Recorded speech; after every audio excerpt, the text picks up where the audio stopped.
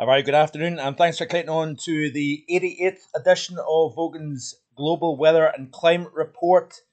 I hope I am live. A second ago, I thought it was live and I wasn't, but we may be off to the races now. I'm not really one for the Grand National, but it was Grand National Day yesterday. Did everybody enjoy it? Did you get lucky? Um, I've never placed a bet or anything on the Grand National before, so I don't even know how it all works. But obviously, it was a big day yesterday for many people. Very warm welcome to the 80th edition of the Global Weather. If you're looking for a quick and easy way to get just your bear with business me a wee online, there's no second better here, place to folks. start than with our managed WordPress Just bear plans. with In me fact, a it only second. takes 5 minutes thanks to our easy to Okay, let's not get feedback but here. obviously it was a big day yesterday Right. for many. It's all good. It's all good in the house. Very good afternoon to Chris A, Katrine, Paul James. Who else have we got in the house? Mark Kinnish. Very good afternoon to you, Mark. Hope you're all well on this Sunday afternoon. It is just after 4:30. We're going to be looking at the Atlantic hurricane season 2024. We're also going to discuss further from a few days ago. I looked at the long range models with regards to the upcoming summer. Didn't really give an awful lot away, if I'm being honest with you. There was well, as expected, there was quite a lot of division in the models, some showing low pressure over the UK, some showing high pressure.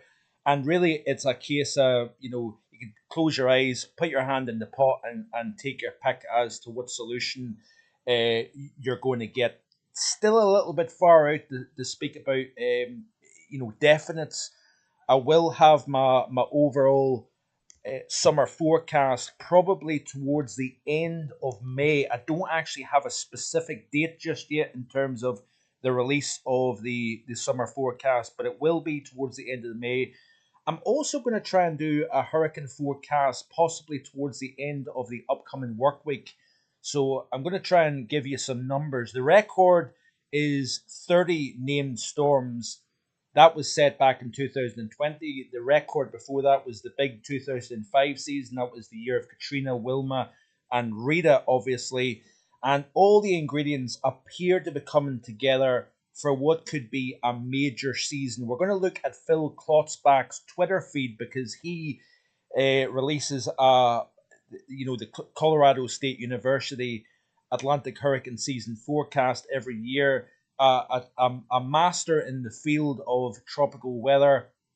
So we'll look at some of his tweets.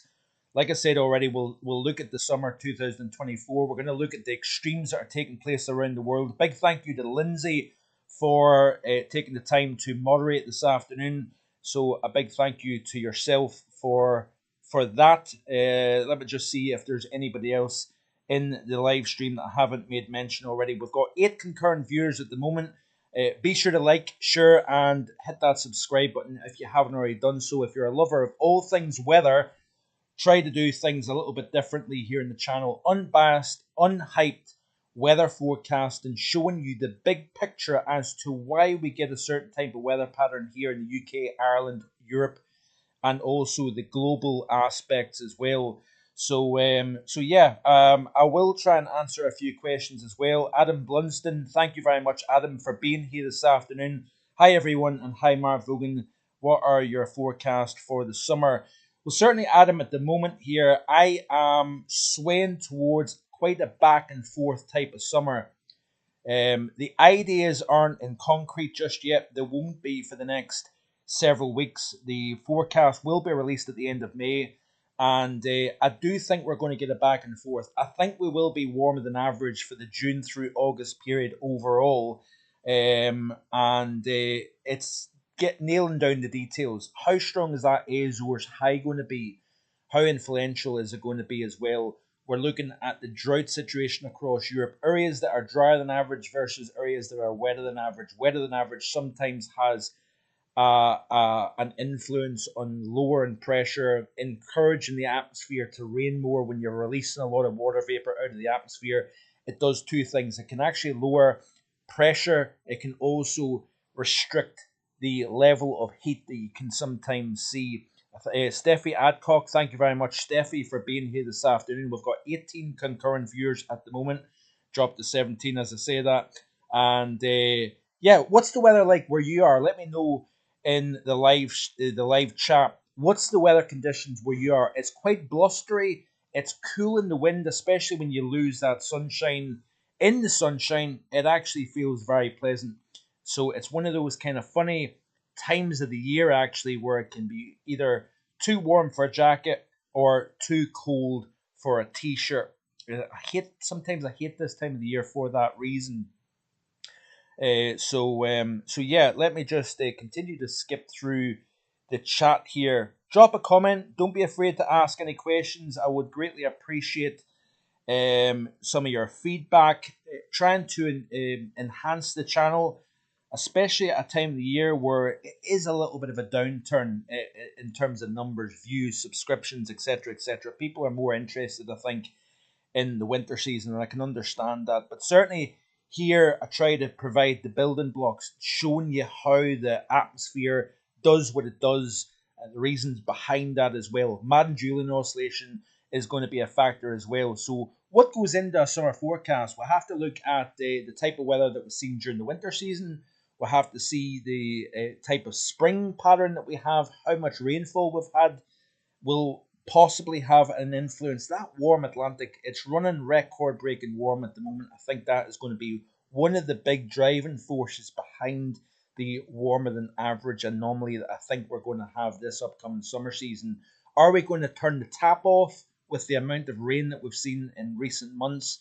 Are we going to be able to turn things around and start to see a drier than average month? We've not actually had, I don't think, a drier than average month UK wide since back in June of last year. I could be mistaken with that, but that is pretty remarkable when you actually think about that. Chris A says, Mark, do you think we will get a hot June and August? Anything's possible, Chris. If I'm being honest with you at the moment, I'm really struggling to nail down. Summer, I think, can actually be a harder seasonal forecast to put out than the winter season because you lose a lot of the jet stream starts to weaken. You've got other influences that take place at this time of the year, and it can be quite difficult. Andrea Lowe, it's hot and cold here where I am in the United States. Very warm welcome, Andrea. Thanks for tuning in from across the pond. Greatly appreciate your time taken out. Obviously, I think you're 5 hours ahead of us, or behind. Sorry, 5 hours behind. Mark Kinnish, Mark. Just in case you didn't see my comment, it's just to say hi to you and all can't stay doing my studies. Well, certainly studies come before anything, Mark, so I do greatly appreciate the fact that you've tuned in anyway. But get back to your studies, my friend. Like I said, that the live stream isn't going to go anywhere. These are here to stay, and all the very best for your studies at the moment. So hello from Llandudno, down on the north coast of Wales, a beautiful part of the world. At Llandudno, I've been there a few times, I must say, and it is a nice place to visit, I must say. So yeah, I'm just going to continue to try and skip through. Like I said, leave a comment. There's 20 people on at the moment. Don't be shy. Ask away. As long as you keep it clean and appropriate, that is all that matters. America is between 5 and 8 hours behind. Yeah. So the East Coast, 5 hours, 8 hours, and the West Coast. It's over 10 years actually since the last time. In fact, it's 10 years ago last year, so it's 11 years the last time that I've been to the United States, and I used to go at least once a year. I have friends in New Jersey, and I've been many times in years going by, and I've yet to take the missus across the United States. I certainly hope to do that in the coming years to come. So let me continue to skip through just to see if there's any other questions, or even just a shout out before we get into the nuts and bolts of today's content. Very warm welcome to Gavin Partridge. Thank you very much, Gavin, for taking the time out of your busy schedule to tune in. I do have to apologise. I have missed a couple of Gavin's most recent live streams. and I hate missing his live streams because they are terrific. Be sure to hit the like button and subscribe to Gavin's channel. Great work he does, a great weather mind. He's got a better memory in terms of weather than I have, I must admit. And I'd certainly encourage you to check out Gavin's channel. I think most people on here already subscribe to Gavin, but be sure to subscribe if you can. Hello to Alex Lang or Ling. Hope that is the right pronunciation. But thank you for tuning in this afternoon, Alex. So yeah, we'll have a wee look at the content in just a little second here. The time is just after 20 to 5 in the afternoon. I was going to say 20 to 4 because the clock on the wall is yet to be changed after the clocks went forward back at the end of March. Just have to pull that off the wall and change it because every time I look at it, I'm always getting getting confused. I'm thinking, what time of the day actually is it? But let me know in the comments what the weather conditions are like for yourself. Looks as if we're going to start to dry things out somewhat, at least in a small step way as we move towards the middle portions of the month. It looks as if we're going to have a drier and cooler theme as we move into the second portion of April. Whether that's to do with the stratospheric warming or the Magellan oscillation, or might have nothing to do with either. But certainly we have got a drying theme going to be developing, hopefully, and that will be welcome news to many people who are sick to the back teeth of seeing rain, windy conditions, miserable conditions. It has been a bit of a slog, I must admit, in recent, well, not really recent actually. It's been like that for months on end now, I must say. But yeah, anyway, let's get to the nuts and bolts. So, like I said, at the moment, we are seeing plenty of low pressure dominating, spells of wind, rain, gusty conditions. That has been the story, and it will slowly, hopefully, start to break down as we move towards the middle and latter half of April here. What has May got in store? Do we have finally a drier than average month? Because I think April will wind up wetter than average across the UK. Even if we start to dry things out mid and late month, I think there's been enough rainfall through the first 2 weeks of this month to constitute a wetter than average April overall. As I said in recent videos, Edinburgh has already exceeded its average April rainfall twice over. They've had over 200% of normal rainfall for the month, and that was only through the first 9 days of April here. So we obviously have the developing La Nina in the Pacific. That is going to have significant influence on the hurricane season. What influence that has in the UK? Does that have a drying influence as we move into the summertime? That also remains to be seen. But this is the current 2 meter temperature anomaly chart globally. A little bit difficult to see. I do apologize for that. I can't make the image any bigger. Yeah, I can copy and paste it and put it elsewhere and it would make a bigger image. But unfortunately, I'm a little bit restricted for time. Quite often the case. It is frustrating, but working a full-time job on top of doing the channel here. If you're new to the channel, by the way, a very, very warm welcome to you. I have noticed there's been new subscribers in recent days. Very warm welcome. Thank you for subscribing to the channel, and I hope you enjoy the content here as we go forward. But you can see here that the anomaly for the first half of April is as so.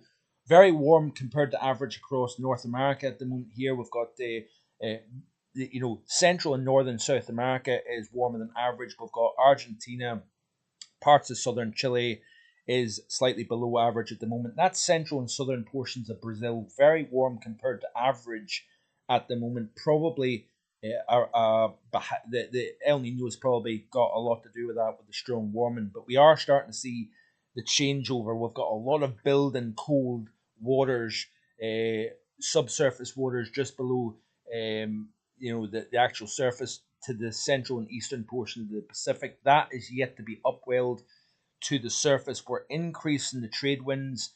That is the reason why we're seeing the changeover from El Nino to La Nina. And as we go into the summer season, the La Nina should be established. Look at Australia. It's been quite a cold month of April so far down in Australia. The majority of the continent is colder than average. Then you move a little bit north into Indonesia, into Southeast Asia. It has been firmly warmer than average across most of Eastern Asia, in fact, all the way up into Siberia, as you can see here. And you can see that western portions of China is actually below average. We'll look at the details and we'll look at the extremes in just a second. Look at how warm the majority of Europe is at the moment. We'll look at the continents in a little bit more detail in just a second. But I think we are seeing record-breaking amounts of water vapor within the atmosphere. A lot of that's to do with both the El Nino, the warm sea surface temperatures within the Atlantic, but also the residual influences of the Hunga Tonga volcanic eruption that occurred back 2 years ago, back in January. That has got to be having an influence on the atmospheric moisture content globally at the moment. We do have areas that are drier than average, but a large portions of the atmosphere surrounding the planet is wetter than average, and the reason for that is that, along with El Nino, along with the warm sea surface temperatures, etc., etc. So let's have a look at the continents specifically. This is Europe here. This is the month so far, and the UK and Ireland is warmer than average. But the real standout is how warm Europe is at the moment. We've got a little bit of below average across northern portions of Norway, Sweden, Finland, even the far northwest of Russia here. But generally speaking, we've got a very, very warm continent at the moment. Outstanding record warmth the end of March, beginning of April. And you can attribute that to whatever you want here. That warm Atlantic is definitely having an influence, I think. The El Nino is definitely having an influence, and there'll be other aspects that are having an influence as well. I know that. So yeah, that is Europe. Let's have a look at Australia, and as I've said, running quite cold compared to average across the majority of the continent. We've got that Queensland coast that's running slightly warmer than average at the moment here, probably an influence of the warmer than average sea surface temperatures actually, and the western fringes of Western Australia along the coast is actually slightly warmer than average as well. Very warm welcome to David Vogan. Thanks for tuning in, and hope you're both well this afternoon. So yeah, Steffi Adcock says the Tonga eruption affected mainly the southern hemisphere. The water vapor anomalies are still being monitored up in the stratosphere, and their effects, which are mainly on ozone. Right. Okay. I appreciate your insight there, Steffi. It is over my head, if I'm being honest with you. It's only a speculation, possibly an ignorant speculation at that, but nonetheless, there is definitely forcing going on that is obviously influencing things at the moment here. Let's move on to North America and see the warm anomaly that we've got here at the moment. So the southwest, anywhere from New Mexico through Arizona, Nevada, California, is running below average for the first half of April, but the majority elsewhere, Florida average, even slightly below average, as you can see here, to the north of the Tampa to Daytona Beach area, just to that north side of Orlando, you've got slightly below average. You've got average conditions for the state of Georgia and Alabama. But then as you move up into the northern United States and Canada, you can see here that the anomaly becomes warmer and warmer. Western side of Alaska below average. And a lot of this is indicative of that strong negative NAO signal here. Probably a mixture between the MJO and also the stratospheric warming that took place, increasing the blocking potential across northern portions of North America here. And even with the blocking, we didn't really have any cold air to tap into. So even with atmospheric conditions that would be constituting conducive for cold weather, we haven't really seen it because the cold has not been on our side of the pole here. So yeah, quite interesting for sure. Let's have a look at the African continent here specifically, and you can see that we've got a lot of warmth, especially across the central and western Sahara, sub-Saharan Africa, the Canary Islands. We've had record-breaking warmth. in the Canaries in recent times here, but a large area of warmer than average at the moment. We've seen back last week, I was talking about the 48 Celsius that was achieved in parts of northern Africa, a continental record for the month of April, I think it was, in this neck of the woods here. But down into the equatorial regions of Africa, you can see here below average temperatures, probably induced by heavy rainfall. We've also got parts of South Africa that is running below average. Madagascar warmer than average. We've got Somalia, Ethiopia slightly above average. We've got central swathes of Saudi Arabia that is below average, but then north and south of Saudi is warmer than average. We've got Iraq warmer than average. Syria, Eastern Mediterranean very warm compared to average here. Let's look at Asia specifically. You can see here Central and Western China below average here. Indian subcontinent largely warmer than average, as you can see. Most of Pakistan is warmer than average also here, the Middle East, and then really that standout is over the continent of Europe at the moment here. So yeah, generally speaking, we continue to beat the warm drum at this moment in time. So let me have a quick look and see what else we're going to be looking at. Let's move on to the hurricane season. So this is tweets by Philip Klotzbach, a tropical weather expert that puts out a seasonal hurricane forecast every year. I think they've been doing it now since 1995. The late Dr. Bill Gray started these off a way back, and then Phil was his kind of sidekick and has now become the main man in terms of the Colorado State. Everybody kind of hangs around and waits for Colorado State University's forecast to come out.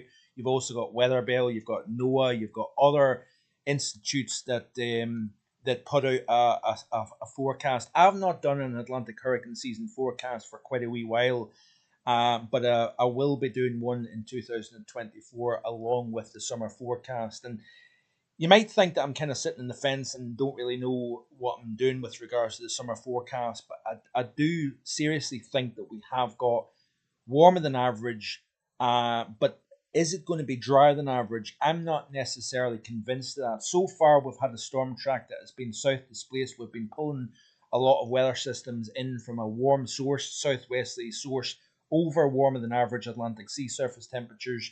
That has been leading to the warmer than average and wetter than average. Does that continue as we move towards the latter half of spring into summer, or do we see a change? Now, May can often be a good month. May and September seem to be 2 months that you start to relax the atmosphere, higher pressure dominates, but that has not been the case so far in April. We have continued to see low pressure. We've not had a single frost here at Marfogan Weather HQ this month so far.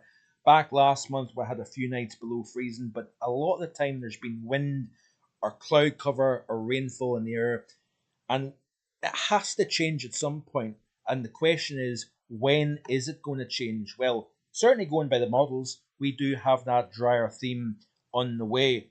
Whether it lingers or not, whether it lasts or not, remains to be seen. Anyway, back to the case in point, Atlantic hurricane season. This is a tweet here saying that by Phil, saying that NOAA's latest probabilistic ENSO forecast gives an 80% chance of La Nina conditions for the peak of the Atlantic hurricane season, and that being August through October, by the way. That's the peak of the Atlantic hurricane season. La Nina typically increases Atlantic hurricane activity via decreases in vertical wind shear, because El Nino last year was a funny one because we had a strong El Nino, but yet we had a big Atlantic hurricane season, and often El Nino increases the wind shear, particularly so through the Gulf of Mexico, Caribbean, as well as the main development region of the Atlantic. And what happens is El Nino tends to then increase the wind shear. That is varying wind speeds with height, varying speed and direction with height. That is what wind shear is.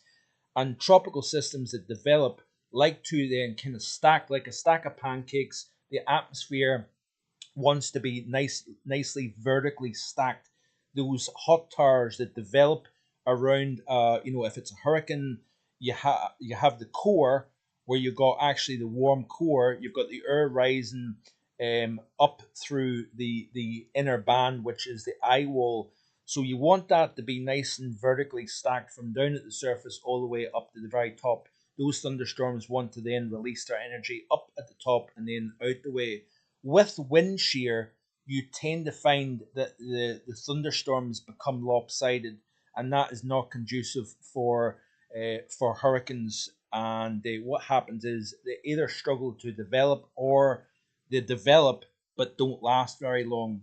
What happens with La Nina is you reduce the wind shear within the Caribbean, Gulf of Mexico, and the main development region of the Atlantic. And what you've got is you've got a twofold positive going on with the La Nina in the Eastern Pacific, and you've got the very warm tropical and subtropical Atlantic. That is a very, very positive thing for the development, the maturing and strengthening of tropical systems. How strong we've got this subtropical ridge that goes between the North Africa, the Azores, all the way across to Bermuda. How strong is that high pressure within the mid-Atlantic? That is going to be the question as well.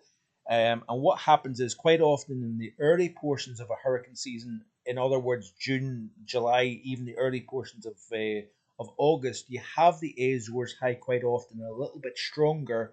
And then as the season progresses, the Bermuda side of that same ridge that it's bridging between the eastern and the western side of the subtropical Atlantic. What happens is quite often historically you then strengthen that steering flow within the western portion of the Atlantic basin. And when you've got that very warm water within the Atlantic and you've got the reduced wind shear thanks to La Nina, you tend to have increased tropical cyclone development and strength within the tropics here. So there is all indications that the tropics are going to be alive and kicking this year. Like I've said, the record goes to 2020.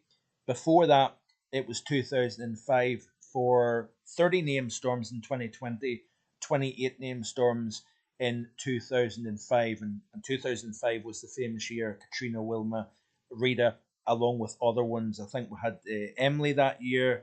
We also had a few other big hits as well within the tropics back in 2005. That's always a year that stands out, actually. Another tweet here, latest North American multi-model ensemble output for August through October continues to favour La Nina, an extremely warm tropical Atlantic and enhanced precipitation across the tropical Atlantic and Caribbean, seen by the model, all signs of a busy Atlantic hurricane season. So you can see here, this is precipitation forecast, and it's got wetter than average conditions through the main development region into the Caribbean and into the Gulf of Mexico. So the model is sniffing out the presence of tropical systems in this portions of the Atlantic here. This is the forecast of the same model for sea surface temperature anomalies. So there's the rather mature looking La Nina. By the time we reach, is this the time frame between August and October?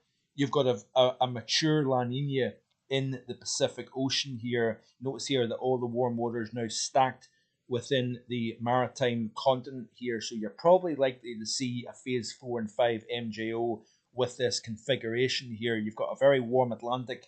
Like I've already said, how much influence is that warm Atlantic going to have? Is it going to enhance high pressure or is it going to enhance low pressure? That is going to be the question, and that is a question that I still am not sure about in terms of the response to the atmosphere.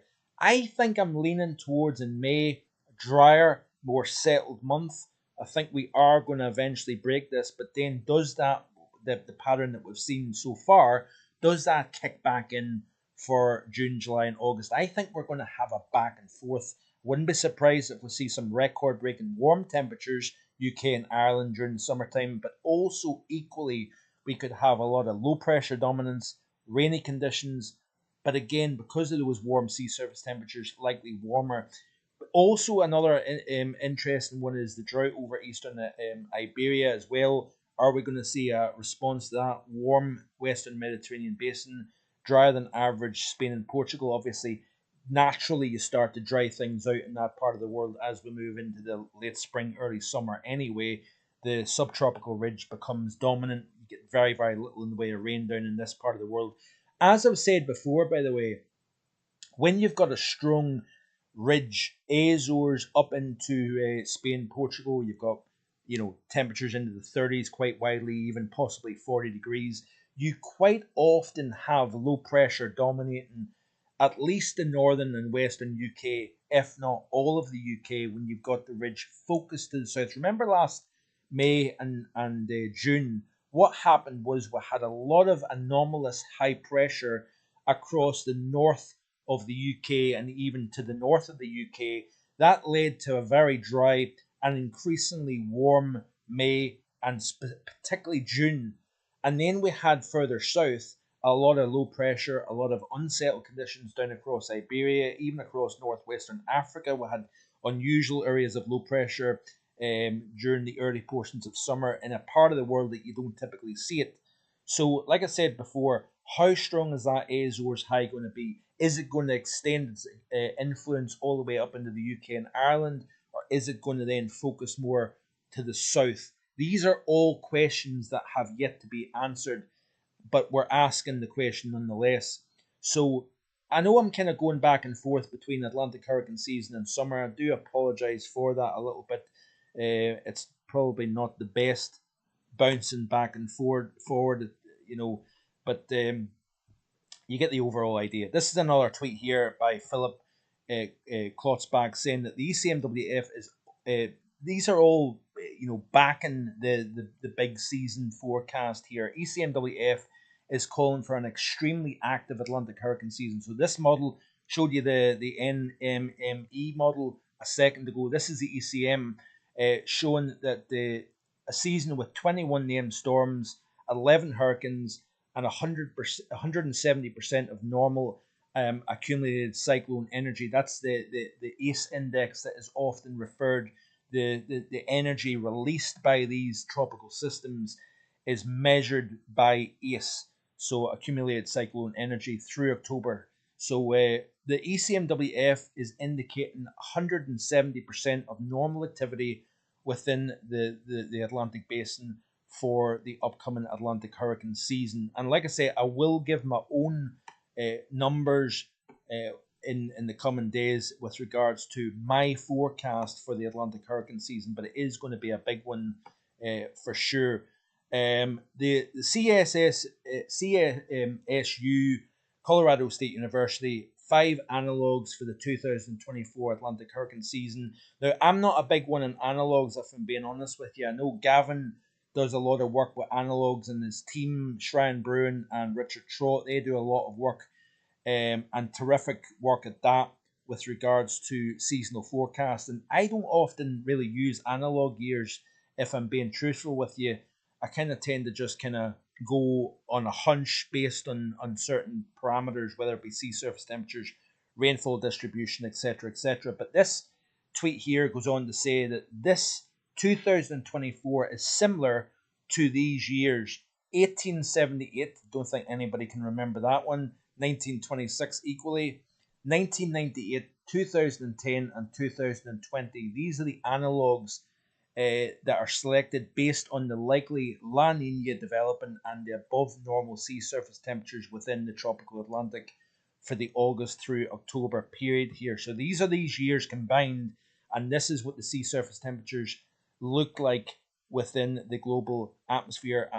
So you've got the La Nina, quite a central base La Nina, if you notice here. Notice the coldest waters away from the South American coast. You've got the warmer than average sea surface temperatures within the main development region of the Atlantic. We've got a colder than average off the east coast of the United States and Canada, warmer than average up across the far north Atlantic here, neutral conditions over the UK and Ireland here. That brings me on nicely to what the current sea surface temperature anomalies are at the moment here, and this is how it's looking. So you can see here the buildup of cold water that is currently subsurface that is now starting to show up on the ocean surface itself. So you've got that cold water directly off the South American coast and extending itself out into the eastern portion of the Pacific. We've got that negative PDO signal, so the colder than average horseshoe ribbon of warmer than average extending from Japan out into the central North Pacific. We've got a similar to those analogues that Phil was showing with the warm waters within the tropical and subtropical Atlantic. You've got the colder than average waters extending off the eastern side of North America across the North Atlantic here, with warmer than average just to the south of Greenland here. You've got this ribbon of warmer than average extending from the tropics through the Canaries, between the Azores and the Canaries, up towards the Iberian Peninsula here.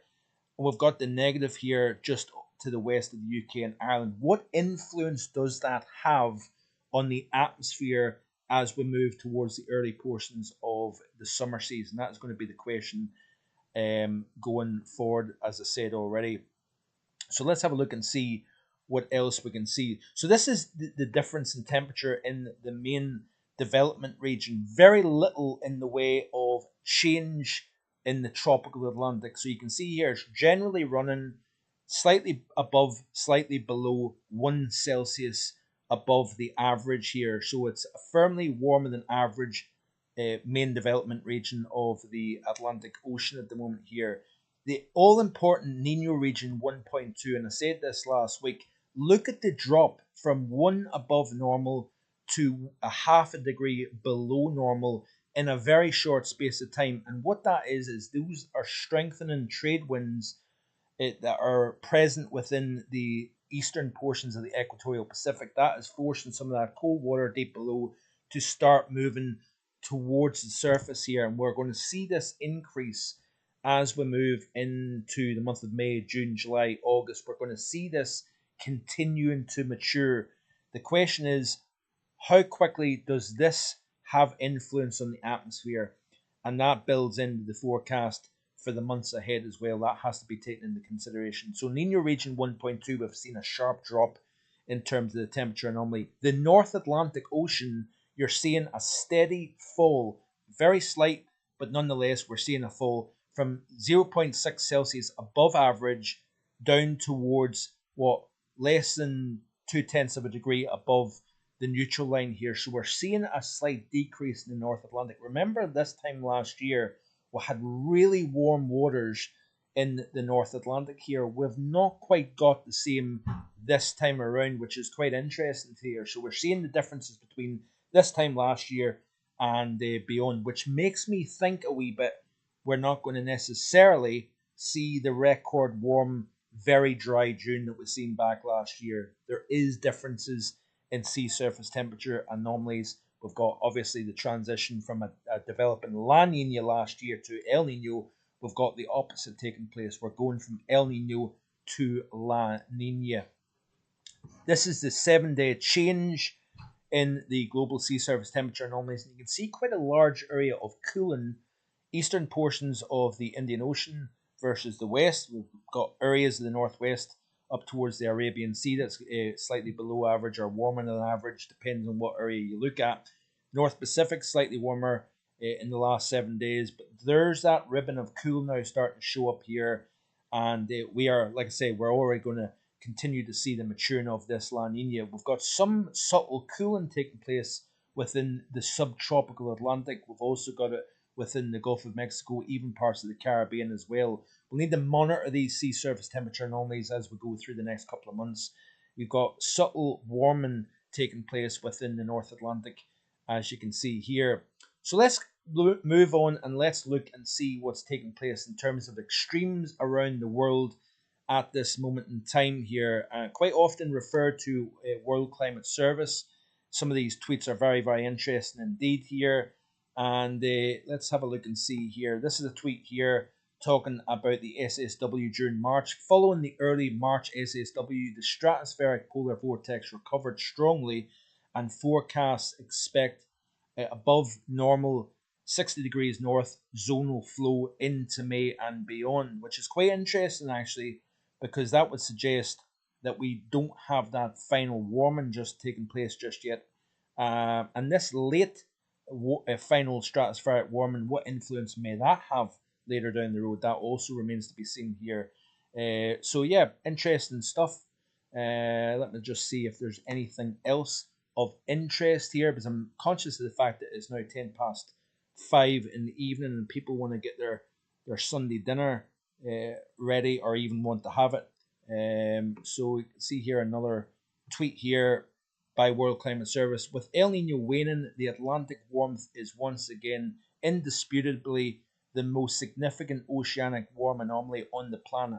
Amazing extent of record high March SSTs.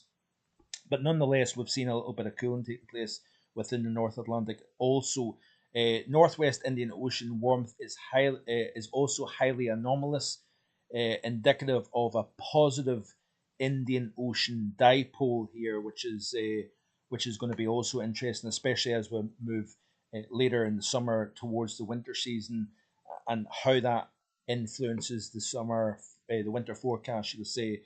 So looks as if China has seen a new April national record. 43.1 degrees Celsius was achieved, um, and breaking the old record of 42.7 that was recorded at the same place back in 2010. So not overly surprised at that. China, eastern portions of Asia running very, very warm compared to average in recent times. We've got some warmth along the western side of Canada as well.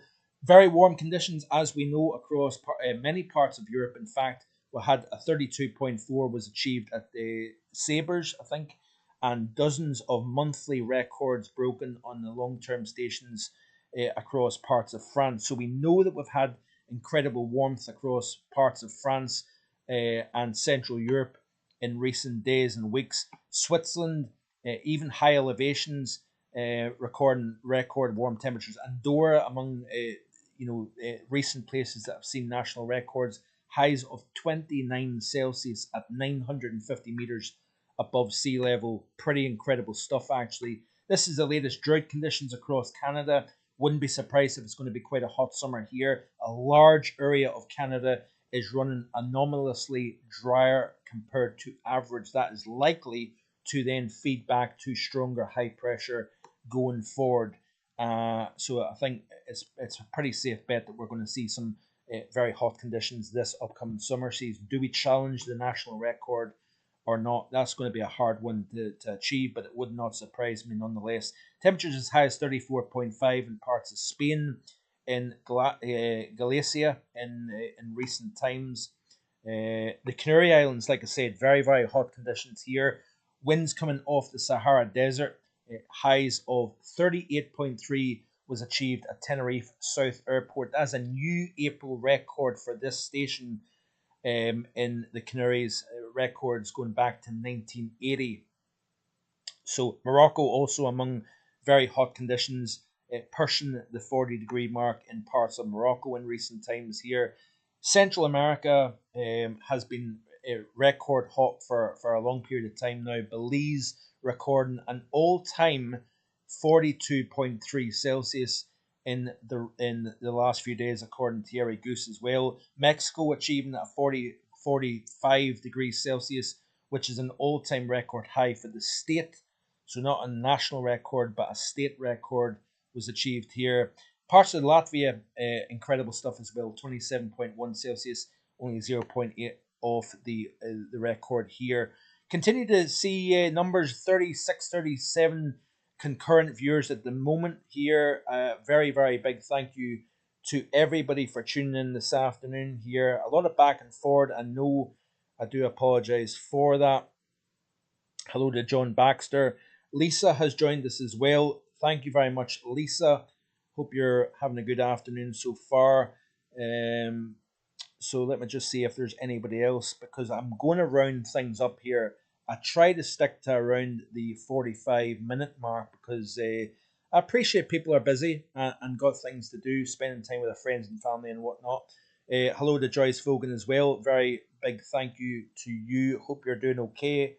Difficult time, I know, for you at the moment, but our thoughts and prayers are very much with you at this moment in time, and obviously the wider family. So yeah, thanks for tuning in Joyce. Let me just see if there's anybody else at the moment that I have perhaps missed. So yeah, I think, listen, do you know what? I'm going to call it a day at that. I hope you've enjoyed the content. I hope it's been helpful, enjoyable. A lot of back and forth, I know that. I'm trying to improve things. I'm trying to work on things. It's not perfect by any stretch, but I'm enjoying the live streams at the moment.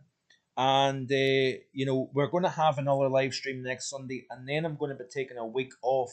My wife and I are away for a week, and I'm wanting to take that time to chill out, give a bit of quality time to the missus as well, because I am away a lot. I work nights. She's on her own here at night herself, and it's time to have a little bit of quality time, just myself and the missus. So I hope you appreciate that.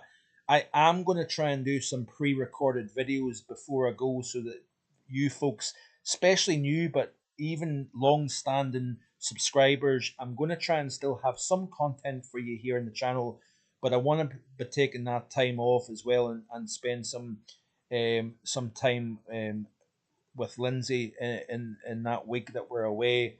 I think I've seen another couple of names there, and just Paul Amos. Hello to Paul. Thanks very much for tuning in, Paul. I did see another name there that appeared, and I've lost it now. I'll try to give everybody a little shout out. Donald Pemin, a very warm welcome to you, Donald. Thanks for checking in the live stream this afternoon. So anyway, I'm going to call it quits at that. I hope you enjoy the rest of your Sunday, the rest of your weekend. Take care of yourselves.